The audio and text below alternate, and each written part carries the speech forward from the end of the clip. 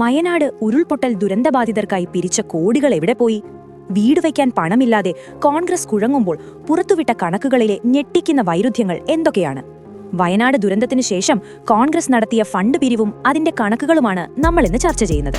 വയനാട്ടിൽ രാഹുൽ ഗാന്ധിയെയും പ്രിയങ്ക ഗാന്ധിയെയും പങ്കെടുപ്പിച്ച് വലിയ ആഘോഷത്തോടെ 50 വീടുകളുടെ നിർമ്മാണ ഉദ്ഘാടനം കോൺഗ്രസ് നടത്തിയിരുന്നു. എന്നാൽ പണി ഇതുവരെ തുടങ്ങിയിട്ടില്ല. ഫണ്ട് വെട്ടിപ്പ് ആരോപണങ്ങൾ ശക്തമായപ്പോൾ തിരഞ്ഞെടുപ്പിന് തൊട്ടുമുൻപ് KPCC പ്രസിഡന്റ് ഒരു കണക്ക് അവതരിപ്പിച്ചു. എന്നാൽ ആ കണക്കുകൾ കോൺഗ്രസിനെ കൂടുതൽ വലിയ കുരുക്കിലേക്കാണ് കൊണ്ടുചെന്നത്.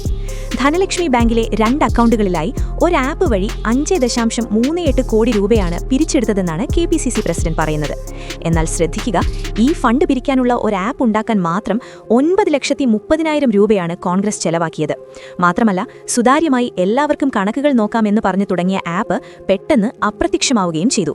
ഇത് വലിയ ദുരൂഹതയുണ്ടാക്കുന്നു. പിരിച്ച തുകയായ 5.38 കോടി എന്നതിലും വലിയ സംശയങ്ങളുണ്ട്. തമിഴ്നാട് കോൺഗ്രസ് മാത്രം നൽകിയ 1 കോടി രൂപ, VS ജോയ് നൽകിയ 25 ലക്ഷം, രാഹുൽ ഗാന്ധിയുടെ സംഭാവന, യൂത്ത് കോൺഗ്രസ് നൽകിയ 1 കോടിയിലധികം രൂപ എന്നിവയ്ക്ക് പുറമെ സാധാരണക്കാരും പ്രവാസികളും നൽകിയ തുകകൾ കൂട്ടുമ്പോൾ ഈ സംഖ്യ വളരെ ചെറുതാണ്. ഇപ്പോൾ കോൺഗ്രസ് പറയുന്നത് ഏകദേശം 5.5 ഏക്കറോളം ഭൂമി വാങ്ങിയപ്പോഴേക്കും പിരിച്ച പണം മുഴുവൻ തീർന്നുവെന്നും ഇനി വീട് വയ്ക്കാൻ കയ്യിൽ പണമില്ല എന്നുമാണ്. തുടക്കത്തിൽ 230 വീടുകൾ നൽകുമെന്നായിരുന്നു കോൺഗ്രസ് പറഞ്ഞിരുന്നത്. എന്നാൽ 50 വീടിനുള്ള സ്ഥലം വാങ്ങിയപ്പോൾ തന്നെ ഫണ്ട് തീർന്ന അവസ്ഥയാണ്.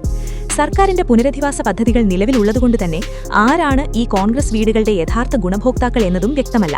കണക്കുകളിലെ ഈ പൊരുത്തക്കേടുകളെക്കുറിച്ച് ചോദിച്ചപ്പോൾ മറുപടി പറയാതെ പ്രതിപക്ഷ നേതാവ് VD സതീശൻ മാധ്യമങ്ങളോട് ക്ഷോഭിക്കുകയാണ് ചെയ്തത്. വയനാടിനായി പ്രഖ്യാപിച്ച 50 വീടുകൾ വെക്കാൻ പോലും കൃത്യമായ ഫണ്ടോ പദ്ധതിയോ ഇല്ലാത്ത ഒരു സംഘം എങ്ങനെയാണ് കേരളത്തിൽ ഭരണത്തിൽ വന്നാൽ 5 ലക്ഷം വീടുകൾ വെച്ചു നൽകുമെന്ന് വാഗ്ദാനം ചെയ്യുന്നത് എന്ന വലിയ ചോദ്യമാണ് ഇന്ന് വോട്ടർമാരുടെ മുന്നിൽ അവശേഷിക്കുന്നത്.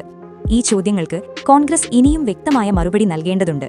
ഇന്നത്തെ എപ്പിസോഡ് ഇവിടെ പൂർണ്ണമാകുന്നു. മറ്റൊരു വിഷയവുമായി വീണ്ടും കാണാം. നന്ദി.